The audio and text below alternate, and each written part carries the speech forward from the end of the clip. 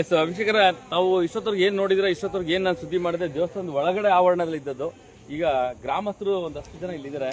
ನಿಜವಲ್ಲೂ ಒಂದು ಬೇಜಾರಾಗೋ ಸಂಗತಿ ಏನಂದ್ರೆ, ಇಡೀ ರಾಜ್ಯನೇ ಮೆಚ್ಚುವಂತ ದೇವಸ್ಥಾನದ ಜಾತ್ರೆ, 12 ದಿನಗಳ ಸಾಮರಸ್ಯ ಜಾತ್ರೆ, ಯಾವುದೇ ರೀತಿಯ ತೊಂದರೆ ಇಲ್ದೇನೆ ಸುಗಮವಾಗಿ ಮಹದೇಶ್ವರರು ಪೂಜೆ ಮಾಡಿಸ್ಕೊಂಡಂತ ಜಾತ್ರೆ ಇಡೀ ರಾಜ್ಯ ನೋಡ್ತಿತ್ತು, ಇಡೀ ಜಿಲ್ಲೆ ನೋಡ್ತಿತ್ತು. ಆದ್ರೆ ಇವತ್ತು ಇಲ್ಲಿ ಇಡೀ ಜಿಲ್ಲೆ ನೋಡ್ತಾ ಇರೋದು ಆ ದೇವರ ಒಡವೆಗಳ ಕಳ್ಳತನದ 20 ಲಕ್ಷ ಕಳ್ಳತನ ಆಗಿರುವಂತಹ ಒಂದು ವಿಚಾರ ಬಹಳ ಬೇಜಾರಾಗುತ್ತೆ. ಯಾಕಂದ್ರೆ ಯಾರಿಗೂ ಪಾಪ ಅವ್ರಿಗೆ ಮನಸ್ಸೇ ಇಲ್ಲ ಆ ದೇವಸ್ಥಾನದ ಬಗ್ಗೆ.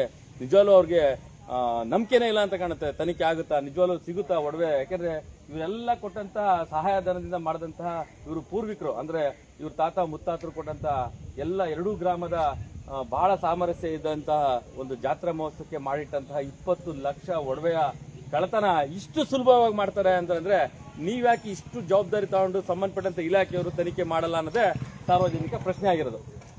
ನಂಬಿಕೆಯನ್ನ ಹೊಟ್ಟೋಗ್ಬಿಟ್ಟಿದೆ ರೀ ರಾಜ್ಯ ಸರ್ಕಾರ. ಯಾವುದೇ ಬರಲಿ, ಅದು ಕೆಲವೊಂದು ಇಲಾಖೆಗಳ ಮೇಲೆ ಜನಗಳಿಗೆ ನಂಬಿಕೆನೇ ಇಲ್ಲ.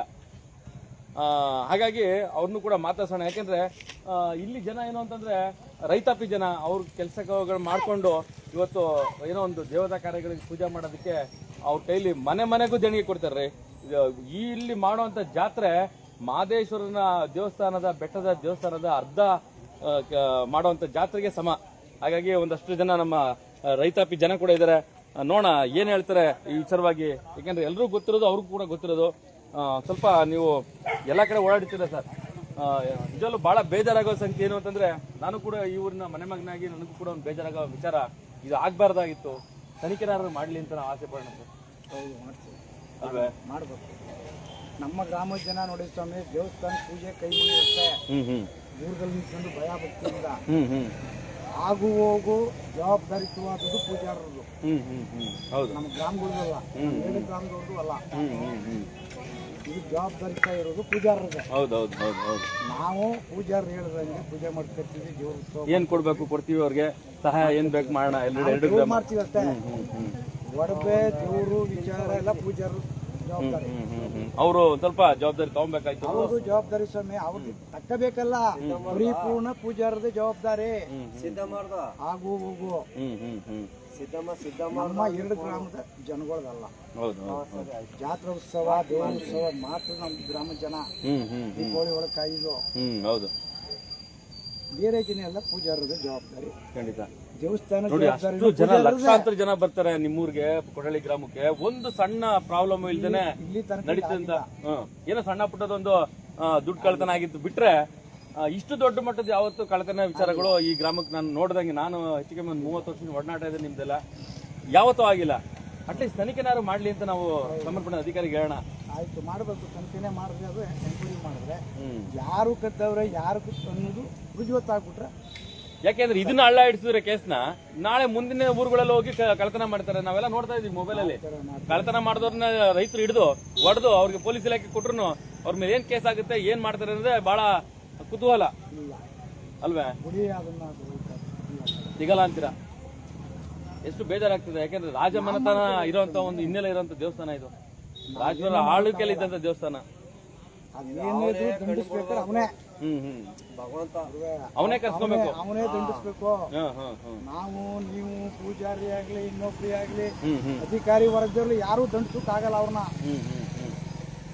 ಓರ್ಕ ಹೋಯ್ತಾ ಇದ್ರಿ. ನಾವೇನ್ ತೀರ್ಮಾನ ಗೊತ್ತಲ್ಲ, ನಾವು ದೇವಸ್ಥಾನ ಬಾಗಲ್ನು ಕಳ್ಕೋರಿ. ಯಾಕೆ ಕಾಳ್ಬಡ್ಡಿ ಮಕ್ಕಳು ಬಂದು ಅವನಿದ್ರೆ ದಂಡಿಸ್ಕಲಿ.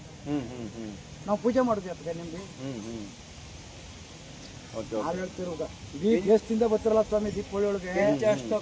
ಯಾಕೆ ನಾವು ಪೂಜೆ ಮಾಡೋದು? ಅವ್ನ ನಾವು ಒತ್ತಿ ನೆರಿಗೆ ಯಾಕೆ ಸುಮ್ಮ ಬಿಡುದು ಯಾಕೆ? ನಾವು ಜನ ಅಧಿಕಾರಿಗಳಿಗೆ ಒಂದು ಕಣ್ಬಿಡಿಸಿ ಅಧಿಕಾರಿಗಳು ಮನ್ಸು ಕೊಟ್ಟು ತನಿಖೆ ಮಾಡೋ ತರ ಮಾಡ್ಬೇಕು ಭಗವಂತ.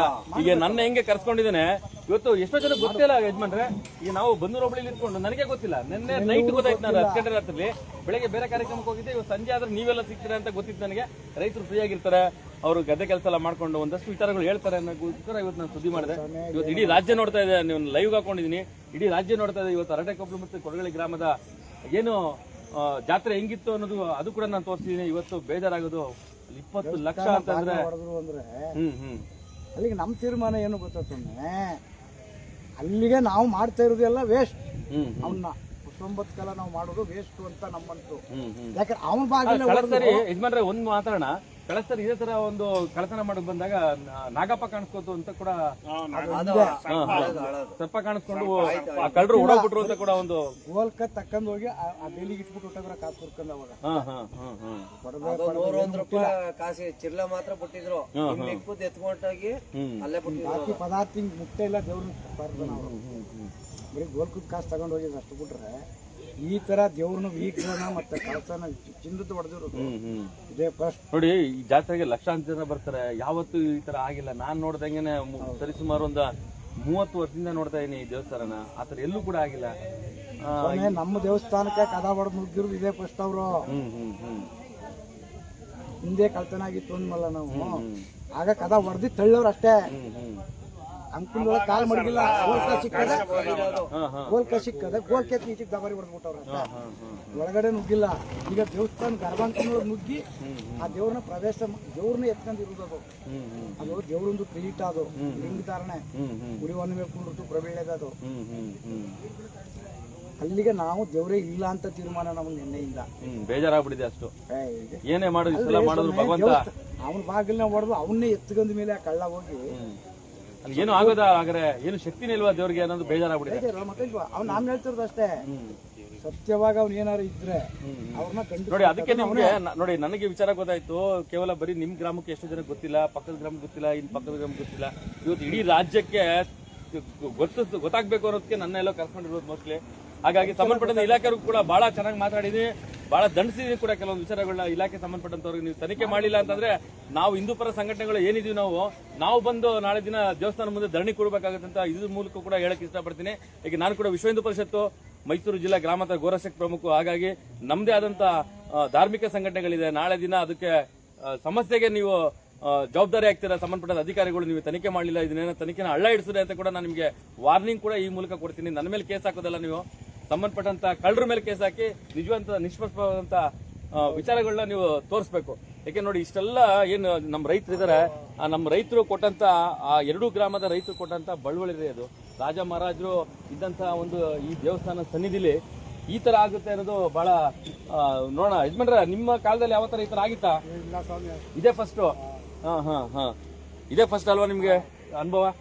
ಎಲ್ಲೂ ಕೂಡ ಕೇಳೇ ಇಲ್ಲ. ಲಕ್ಷಾಂತರ ಜನ ಬಂದು ಹೋಗ್ತಾರೆ.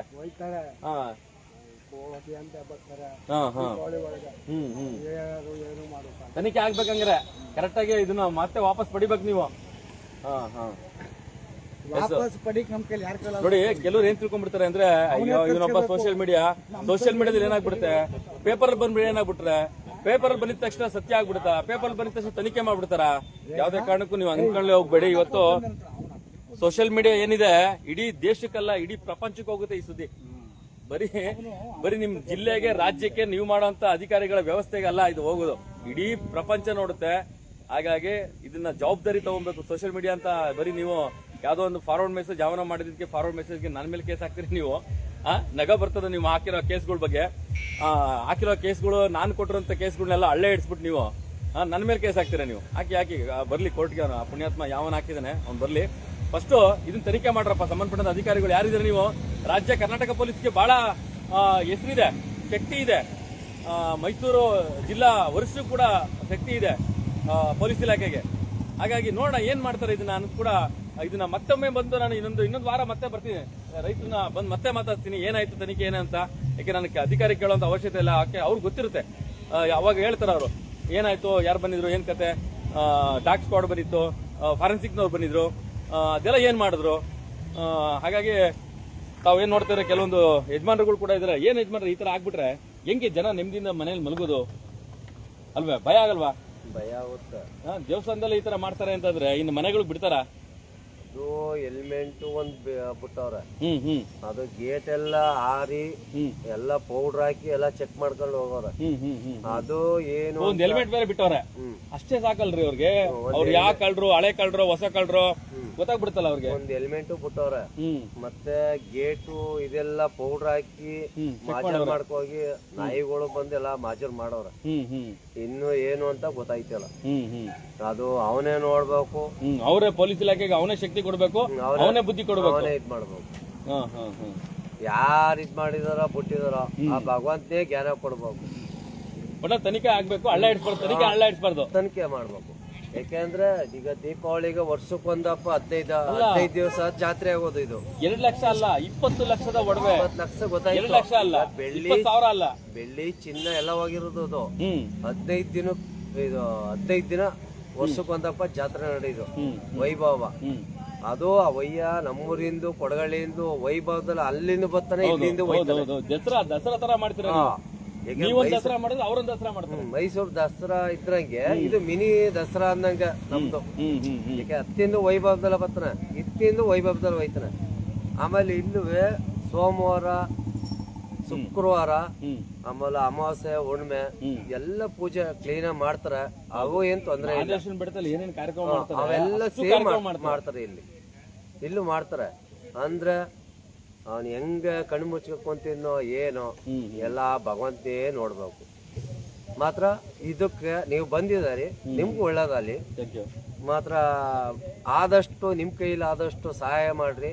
ಪೊಲೀಸವ್ರಿಗೂ ಹೊಸಿ ಎಚ್ಚರಿಕೆ ಕೊಡಿ, ಆದಷ್ಟು ಕಂಡಿಡೀಲಿ. ಈಗ ಬಸ್ಸಲ್ಲಿ ಹೋಯ್ತಾ ಇದ್ದವ್ರಿಗೆ ಚೈನೆ ಬಿಡೋದಿಲ್ಲ, ಚೈನೆ ಕಿತ್ ಬಿಡ್ತಾರೆ. ಅಂತವ್ರು ಅದು ಗರಗಸ ಕೂದಿ ಬಾಗಿಲು ಹೊಡೆದ್ಬಿಟ್ಟು ಇದ್ ಮಾಡೋರೆ ಹೆಲ್ಮೆಟ್ ಹಾಕೊಂಡು ಅಂದ್ರೆ ಇನ್ ಅವ್ರು ಯಾರ ಇದ್ ಮಾಡಿದಾರ ಲೆಕ್ಕ. ಅಲ್ಲ, ಜನ ರೈತರು ಮನೇಲಿ ಹೆಂಗ್ ಮಲಿಸ್ತಾರೆ, ಭಯ ಆಗಲ್ವಾ? ಯಾವ್ದೋ ಒಂದು ಮದ್ವೆಗೋ ಯಾವ್ದೋ ಒಂದು ದೇವಸ್ಥಾನಕ್ಕೆ ಹೋಗಿರ್ತಾರೆ. ಈ ತರ ದೇವಸ್ಥಾನದಲ್ಲೇ ಮುಖ್ಯ ಈ ತರ ಆದಾಗ ಇನ್ನು ಮನೆಗಳಲ್ಲಿ ಏನು ಹೆಂಗ್ ಭಯ ಆಗುತ್ತೆ? ಒಬ್ಬೊಬ್ರು ಇವಾಗ ಬಿಟ್ಬಿಟ್ಟು ಮನೆಯಿಂದ ನಾವ್ ಹೋಗಕ್ಕೂ ಹೆಂಗಸರು ಬಿಟ್ಬಿಟ್ಟು ನಾವ್ ಹೋಗಕ್ಕೂ ಭಯ ಬಂದ್ಬಿಟ್ಟಿದೆ. ಹಂಗಾಗೈತೆ ಈಗ. ಪೊಲೀಸ್ ಇಲಾಖೆಯವರು ಬರಲ್ವಾ ನಿಮ್ಗೆ? ಡೈಲಿ ಬರಲ್ಲ. ಇವರು ಕಂಪ್ಲೇಂಟ್ ಕೊಟ್ರೆ ಮಾತ್ರ ಬರೋದು. ಅಲ್ಲ, ಈಗ ರೌಂಡ್ಸ್ ಬರಲ್ವಾ? ರೌಂಡ್ಸ್ ಬರಲ್ಲ. ರೌಂಡ್ಸ್ಗೆ ಮಾಮೂಲಿ ತಿಂಗಳಿಗೊಂದಪ್ಪ ಎಂಡಲ್ಲಿ ಬರ್ತಾರೆ. ಒಂದ್ ಅಂಗಡಿ ಪಂಗಡಿ ಯಾರ ಅನ್ಬಿಟ್ಟು ಊರಲ್ಲಿ ಒಂದ್ ರೌಂಡ್ ಹಾಕೊಂಡು ಹೊರಟೋಯ್ತಾರೆ. ಎಂಡ್ ಇದ್ರಲ್ಲಿ ಅದು ಬಿಟ್ರೆ ಯಾವ್ದು ಇದಿಲ್ಲ. ಇನ್ ದೀಪಾವಳಿಗೆ ತಮಡೆಯವ್ರು ಕರೆಸ್ತಾರ, ಅವ್ರು ಮಾಮೂಲಿ ಇದ್ ಮಾಡ್ತಾರೆ. ಎಲ್ಲಾ ಇಲಾಖೆಯವ್ರು ಬಂದಾಗ ನೀವು ಅವ್ರಿಗೆ ಊಟ ಅಂತ ಮನೆ ಕರ್ಕೊಂಡು ಊಟ ಹಾಕ್ತೀರಿ, ಎಲ್ಲ ಮಾಡ್ತೀರಿ. ಉಳ್ಕೊಳಕ್ಕೆ ನೀವು ಬಂದ್ರು ನಿಮ್ನು ನಾವು ಬೇಡ ಅಂತ ಬನ್ನಿ ನಮ್ಮ ಮನೇಲಿ ಅಂಬ್ಲಿಯ ಗಂಜಿ ಕುಡ್ಕೊಂಡು ತಿನ್ಕೊಂಡು ಉಣ್ಕೊಂಡು ಓರಪ್ಪ ಅಂದ್ಬಿಟ್ಟು ನಾವು ಇದ್ ಮಾಡ್ತೀವಿ. ಹಂಗೆ ಜಾಗದಲ್ಲಿ ಹೆಂಗ್ ಮಾಡೋರು ಅಂದ್ರೆ ಹೌದು ಯಜಮಾನ್ರೆ. ಯಾಕಂದ್ರೆ ಇದು ನಾಳೆ ದಿನ ನಮ್ಮ ಕೋಟ್ಯಾಂತರ ಜನ ಬರುವಂತ ಜಾಗದಲ್ಲಿ ಹಿಂಗಾಗಿದೆ ಅಂದ್ರೆ ಕೋಟ್ಯಾಂತರ ಜನ ಬರ್ತಾರೆ, ಲಕ್ಷಾಂತರ ಜನ ಬರ್ತಾರೆ ಇಲ್ಲಿ. ಹೌದು ಲಕ್ಷಾಂತರ ಜನ ಬರ್ತಾರೆ ಇಲ್ಲಿ. ಅಂತ ಜಾಗದಲ್ಲಿ ಹಿಂಗಾಗಿದೆ ಅಂದ್ರೆ ಏನ್ ಮಾಡೋದು? ತನಿಖೆ ಹಳ್ಳ ಇಡಿಸಬಾರ್ದು. ತನಿಖೆ ಮಾಡಿ ಮೊದಲು ಯಾರು ಅಪರಾಧಿಗಳು ಮಾಡ್ಬೇಕು ಇದಾರೆ ಅವ್ರನ್ನ ತನಿಖೆ ಮಾಡಿ ಅಂತ ಹೇಳ್ತೀರಾ ನೀವು ಪೊಲೀಸ್ ಇಲಾಖೆಗೆ? ಹೇಳ್ತೀವಿ ಸರ್. ಹಂಗೆ ನಾವ್ ಇದೇ ಊರವ್ರೆ. ಹಿಂಗಾಗ್ಬೇಕು ಅಂದ್ರೆ ಯಾಕೆ, ಏನ್ ಕಾರಣ ಏನು? ಇವತ್ತಿನ ಕಾಲದಲ್ಲ, ಸುಮಾರು ನಾವೇ ಹುಟ್ಟಿರ್ನಿಲ್ವೇನೋ. ನಿಮ್ಗಿಂತ ಚಿಕ್ಕವರು, ನಾನ್ ನಿಮ್ಗಿಂತ ಚಿಕ್ಕವರು ಇರ್ಬೋದು, ನಾವು ಹುಡುಗ ನಾವು. ಆದ್ರೂ ಸುಮಾರು ವರ್ಷದಿಂದಲೂ ಇವತ್ತೊಂದು ಇದ್ರಲ್ಲಿ ಹಿಂಗಾಗದೆ ಅಂದ್ರೆ ಏನ್ ಕಾರಣ ಇದು? ಖಂಡಿತ ಇದು ಒಂದು ವೈಫಲ್ಯ. ಏನು ಅಂತಂದ್ರೆ ತಾವು ಏನು ಅನ್ಕೋತೀರಾ, ಇವತ್ತು ಕಾನೂನು ವೈಫಲ್ಯ ಸಿಕ್ಕಾಪಟ್ಟೆ ಇದೆ ಅಂತ ಹೇಳ್ಬೋದು. ಯಾಕೆಂದ್ರೆ ಕಾನೂನು ವೈಫಲ್ಯಗಳಿಗೆ ನಿಮ್ಗೆ ಹೇಳ್ತಾ ಇದ್ದೀನಿ ನಾನು. ಕೆಲವೊಂದು ಸಾರಿ ನಾನು ಕೆಲವೊಂದು ಸುದ್ದಿಗಳ ಮಾಡ್ಕೋದಾಗ ನನ್ನ ತಡೆ ಹಿಡಿತಾರೆ, ನನ್ನ ಮೇಲೆ ಧಮಕಿ ಹಾಕ್ತಾರೆ. ಅಲ್ಲ, ನೀವೇನು ಧಮಕಿ ಹಾಕಿ ನಾನಂತೂ ಸುದ್ದಿ ಮಾಡೋದಂತೂ ಬಿಡಲ್ಲ, ಆಯ್ತಾ? ನನ್ನ ಮೇಲೆ ಎಷ್ಟಾರು ಕೇಸ್ ಹಾಕೊಳ್ಳಿ. ಆಲ್ರೆಡಿ ಒಂದು 5-6 ಕೇಸ್ ಹಾಕಿದ್ರೆ ನನ್ನ ಮೇಲೆ ಯಾವುದು ಪುರಾವೆ ಇಲ್ಲ. ಎಲ್ಲ ಕಲ್ಲದಲ್ಲಿ ಡಬ್ಬಕ್ಕೆ ಕಲ್ಲು ಹಾಕ್ಬಿಟ್ಟು ಅಳ್ಳಾಡ್ಸ್ದಂಗೆ ಮಾಡಿದ್ರೆ ಅಷ್ಟೇನೆ. ಆದ್ರೆ ಸಾರ್ವಜನಿಕರಲ್ಲಿ ಒಂದು ಪ್ರೀತಿ ವಿಶ್ವಾಸ ಇಟ್ಕೊಂಡು, ಸಾರ್ವಜನಿಕರಲ್ಲಿ ಒಂದು ಪೊಲೀಸ್ ಅಂದ್ರೆ ಹಿಂಗಿರ್ಬೇಕು ಅನ್ನೋ ತರ ಒಂದು ಮನೋಭಾವನೆ ಇಟ್ಕೊಳ್ಳುವಂತ ಕೆಲಸಗಳು ಮಾಡಿದ್ರೆ ಸಂಬಂಧಪಟ್ಟಂತ ಜಿಲ್ಲಾ ಪೊಲೀಸು ಅವಾಗ ಸಾರ್ವಜನಿಕರು ನಿಮ್ಗೂ ಕೂಡ ಒಂದು ಬೆಲೆ ಕೊಡ್ತಾರೆ. ಹಾಗಾಗಿ ಅವ್ರು ಹೇಳ್ತಾರೆ ನೋಡಿ, ಪೊಲೀಸ್ ಇಲಾಖೆಯವರೇ ಬರಲ್ಲ ಇಲ್ಲಿ, ರೌಂಡ್ಸ್ಗೆ ಬರಲ್ಲ ಅಂತಾರೆ. ಆಮೇಲೆ ಇನ್ನೊಂದು ವಿಷಯ ಗೊತ್ತಾ ನೋಡಿ, ಇಲಾಖೆಯ ಒಂದು ಮಾನದಂಡ ಏನಿದೆ ಅಂದ್ರೆ 112 ಆ ಜೂಡಿ ಸೆಕ್ಷನ್ ಅಲ್ಲಿ ಹೋಗಿ ಬರ್ಬೇಕು ಅಂತ ಮಾನದಂಡ ಇದೆ. ಇವೇನ್ ಮಾಡ್ತಾರೆ, ನಾನು ನೋಡಿದಂಗೆ, ನಾನು 2 ಸಾರಿ ನೋಡಿದ್ವಿ, ವಿಡಿಯೋ ತೆಗಿಯಕ್ಕಾಗಿಲ್ಲ, ಸಡನ್ ಆಗಿ ಪಾಸ್ ಆಗ್ಬಿಟ್ರು. ಆ 112 ವೆಹಿಕಲ್ ತಗೊಂಡು ಕರೆಕ್ಟ್ ಆಗಿ ಜೂಡಿ ಸೆಕ್ಷನ್ ಹೋಗೋದು, ಬರ್ರಂತ ತಿರ್ಗಿಸ್ಕೊಂಡು ಮತ್ತೆ ಬಂದ್ಬಿಡೋದು. ಅಲ್ಲ, ಆ ಜೂಡಿ ಸೆಕ್ಷನ್ ಅಲ್ಲಿ ನೀವು ಹೈವೇ ಇರ್ತೀರಾ ಅಥವಾ ಇರ್ಬೇಕು, ಅವೆಲ್ಲ ನಾವು ಮಾಡ್ಕೋದಾಗ ಏನಾಗುತ್ತೆ ಗೊತ್ತಾ, ನಮ್ಮ ಮೇಲೆ ಉರ್ಕೊಂಡ್ಬಿಡ್ತೀರಾ ಕೆಲವರೆಲ್ಲ ಅಧಿಕಾರಿಗಳು, ನಮ್ಮ ಮೇಲೆ ಉರ್ಕೊಂಡ್ಬಿಡೋದು. ಅವೆಲ್ಲ ಮತ್ತೆ ಫೋನ್ ಮಾಡಿ ಕರೆಯೋದು, ಬನ್ರಿ ನಿಮ್ಮ ಮೇಲೆ ತನಿಖೆ ಇದೆ, ಮಾಡಿ. ಕೋರ್ಟ್ ಇದೆ ರೀ, ನೀವೊಬ್ಬರೇ ಎಲ್ಲ ತನಿಖೆ ಮಾಡೋರು. ಹಾಗಾಗಿ ದಯವಿಟ್ಟು ನಾನೊಬ್ಬ ಹಿಂದೂ ಸಂಘಟನೆಯ ಪರವಾಗಿ ನಿಂತ್ಕೊಂಡು ದೇವಸ್ಥಾನದ ಬಗ್ಗೆ ಕೂಡ ನಾನು ಮಾತಾಡ್ತಾ ಇದ್ದೀನಿ. ಇದನ್ನ ರಾಜ್ಯ ಮಟ್ಟಕ್ಕಲ್ಲ, ರಾಜ್ಯಪಾಲರು ಕೂಡ ಕಳಿಸ್ಕೊಡ್ತೀನಿ ಈ ವಿಡಿಯೋನ. ಇವತ್ತು ತಮ್ಮ ಇಲಾಖೆ ಏನ್ ದಕ್ಷ ಇಲಾಖೆ ಅಂತ ನೀವು ಹೇಳ್ಕೊಂಡಿದ್ದೀರಾ, ತಮ್ಮ ದಕ್ಷ ಇಲಾಖೆ ದಕ್ಷತೆ ರಾಜ್ಯದ ಮೂಲೆ ಮೂಲೆ ನೋಡ್ತಾ ಇದೆ ಈಗ ಆಲ್ರೆಡಿ. ಕೇವಲ ಬರೀ ಯಾವುದೋ ಒಂದು ಸೋಷಿಯಲ್ ಮೀಡಿಯಾ ಅಂತ ತಿಳ್ಕೊಂಡ್ರು ನೀವು. One of the power of the media ಅಂದ್ರೆ ಸೋಷಿಯಲ್ ಮೀಡಿಯಾ. ಅದು ನೀವು ಸೋಷಿಯಲ್ ಮೀಡಿಯಾದಲ್ಲಿ ಹಾಕೊಂಡ್ರೆ ಜನಕ್ಕೆ, ಈಗ ನೀವು ಕೊಟ್ಟಂತ ಕೆಲವೊಂದು ವಿಚಾರಗಳನ್ನ ನಾವು ಯಾರೋ ಒಬ್ರು ಕಾಣೆ ಹಾಕ್ತಾರೆ ಅಥವಾ ಯಾರೋ ಒಬ್ರು ತೀರ್ಕೋತಾರೆ ಅಂತ ಅದು ಸೋಷಿಯಲ್ ಮೀಡಿಯಾ ನಮ್ಮ ಮೀಡಿಯಾಗಳಿಗೆ ಕೊಟ್ರೇನೆ ಬರೋದು ಹೊರಗಡೆ ಸಮಾಜಕ್ಕೆ. ಹಾಗಾಗಿ ನಿಷ್ಪಕ್ಷಪಾತವಾದಂತ ತನಿಖೆ ಆಗಲಿ ಅಂತ ಸಾರ್ವಜನಿಕರು ಕೇಳ್ಕೊತಾ ಇದ್ರೆ ಅದನ್ನ ನೀವು ಮಾಡ್ತೀರಾ ಅನ್ನೋದು ಯಕ್ಷ ಪ್ರಶ್ನೆ. ನೋಡೋಣ. ಇದು ಕೂಡ ನಾನು ಅವ್ರ ಜೊತೆಗೆ ಇಲ್ಲಿನ ಗ್ರಾಮಸ್ಥರ ಜೊತೆಗೆ ಇರ್ತೀನಿ. ಒಂದಷ್ಟು ಇಲ್ಲಿ ನಾನು ಮಾತಾಡ್ತಾ ಇರೋದು ಇವತ್ತು ಅರವಟಿಕೆ ಕೊಪ್ಪಲು ಗ್ರಾಮದ ಗ್ರಾಮಸ್ಥರ ಜೊತೆಗಿದ್ದೀನಿ. ಈಗ ಕೊಡಗಳ್ಳಿ ಗ್ರಾಮದ ಮುಖ್ಯಸ್ಥರ ಜೊತೆ ಕೂಡ ಹೋಗಿ ಮಾತಾಡ್ತೀನಿ. ನೋಡೋಣ ಅವರ ಅಭಿಪ್ರಾಯಗಳು ಯಾವ ತರ ಇದೆ ಏನು ಅಂತ. Thank you.